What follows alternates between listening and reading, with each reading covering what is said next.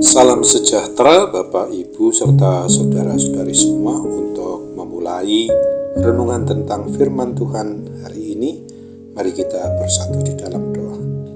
Tuhan Allah Bapa di surga yang memelihara hati, akal, dan pikiran kami umat manusia, berfirmanlah kepada kami sebab kami bersedia untuk mendengar, dan atas pertolongan Roh Kudus mampukan kami agar boleh memberlakukan firman-Mu itu dalam hidup kami sehari-hari. Hanya dalam nama Tuhan Yesus kami bermohon kepadamu. Amin. Sebagai nas renungan firman Tuhan pada hari ini diambil dari Amsal 4 ayat 23 yang berbunyi, "Jagalah hatimu dengan segala kewaspadaan, karena dari situlah terpancar kehidupan." Sebagai tema yang diangkat dari nas renungan kita ini adalah hidup bukan untuk menyimpan dendam. Sebagai umat manusia ciptaan dan milik dari Sang Pencipta Tuhan Allah kita, harus diakui bahwa di antara umat manusia saat ini, sekarang ini, angka kriminalitas kian hari kian tinggi. Bahkan menurut laporan, salah satu jenis aksi kriminal yang terus meningkat, justru kejahatan terberat adalah pembunuhan. Mengapa begitu mudah orang menghilangkan nyawa orang lain? Menurut catatan kepolisian, bahwa 80% alasan pelaku pembunuh adalah karena sakit hati dan dendam. Dendam atau keinginan keras untuk membalas sakit hati kita kepada orang lain, yang nyatanya adalah sesuatu yang sangat berbahaya. Dan ini bukan hal baru. Di Alkitab kita dapat membaca bahwa pembunuhan pertama sekali yang dilakukan di dunia ini adalah pembunuhan oleh Kain terhadap adiknya Habel, juga didasari oleh alasan yang sama, dendam, iri hati.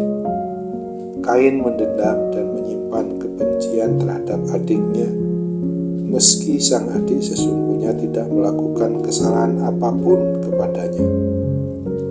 Akan tetapi kebencian yang terus dibiarkan itu berubah jadi dendam yang membuat Kain merasa berhak untuk menghilangkan nyawa adiknya.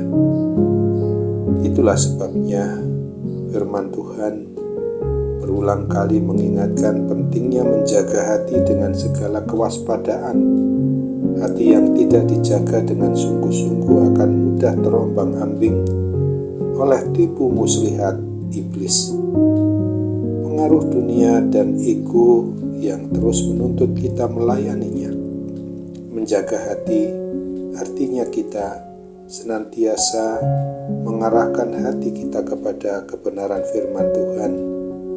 Kita tidak melayani yang lain selain melayani Dia melalui sesama kita. Kita hanya percaya, kita hanya beriman kepadanya. Kita hanya bertindak selama itu mengarahkan kita kepada nilai-nilai kebenaran firman Tuhan itu sendiri. Kita menaruh segala kehendak pribadi kita di bawah kehendak Tuhan Allah Bapa kita. Apakah kita sedang berdoa tapi tidak juga mendapat jawaban doa, bahkan justru orang lainlah yang mendapatkan apa yang kita dambakan? Disitulah kita harus menjaga hati. Apakah orang lain berbuat sesuatu yang membuat kita sakit hati? Di situ kita harus menjaga hati kita. Apakah kita merasa dilupakan atau diabaikan oleh semua orang, bahkan oleh Tuhan sendiri? Disitulah kita harus menjaga hati kita. Apakah kita baru mendapat berkat atau mengalami promosi besar-besaran? Disitulah kita harus juga menjaga hati. Bahwa inti dari menjaga hati itu bukanlah sekadar untuk menghindari melakukan dosa, tetapi terlebih lagi memastikan hati, akal, pikiran, dan perasaan kita menyangkut hidup kita ini terus harus erat melekat pada hati Tuhan Yesus Kristus.